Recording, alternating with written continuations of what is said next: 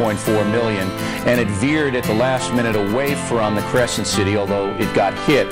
But it went into St. Bernard's Parish, as you just mentioned, which is not that populated a parish.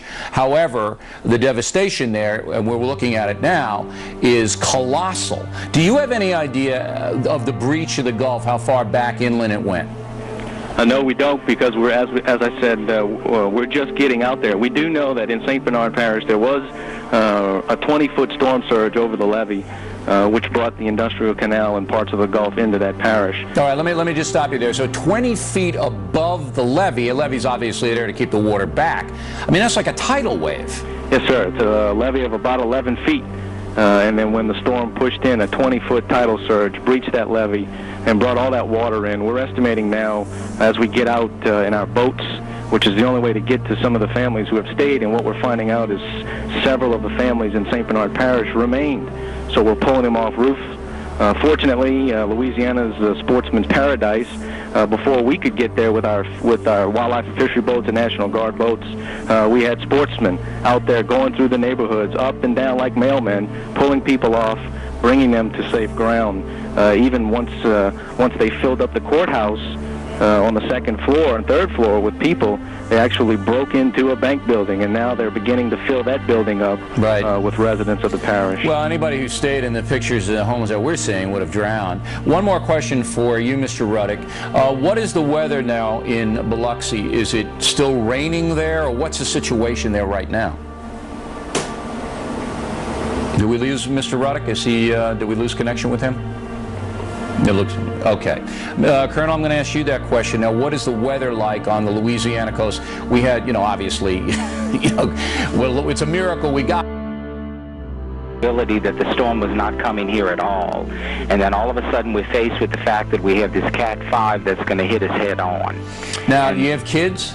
I have an 85-year-old mother and a 75-year-old aunt who's in the nursing home, so I had to take that into consideration as to how I was going to handle them. All right. Did you take them with you to Tulane? I took Mother with me. We tried to get on the expressway to get out of town, but it was total gridlock, so we decided we'd go and stay at Tulane at one of the very large administrative buildings there. Now, that worked out okay for you, and then you try to get back home?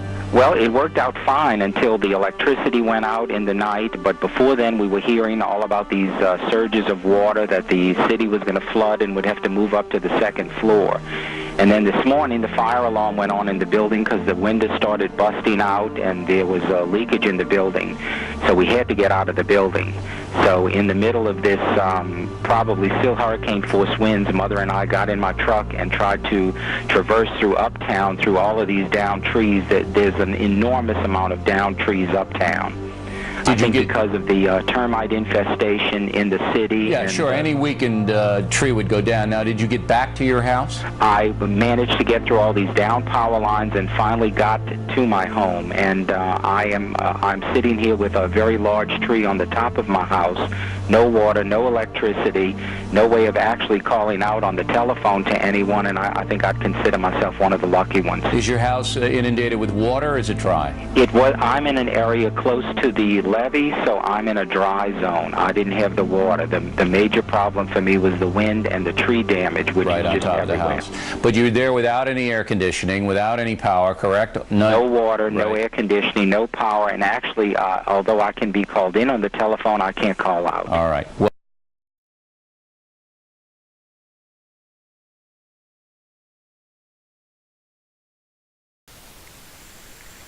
I was watching TV and they talked about it.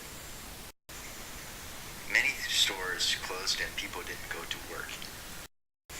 I was thinking about how many homeless people there are. Some lost their jobs because their work building was destroyed. There were many charities and church events to help the homeless. I would research about hurricanes and do whatever to keep myself and my family safe. I was visiting my aunt. I felt bad for them, but I was supposed to go back to Maryland and couldn't help. The hurricane destroyed homes and flooded the streets in nearby states. Like I said before, I had to go back home soon and couldn't help. not really.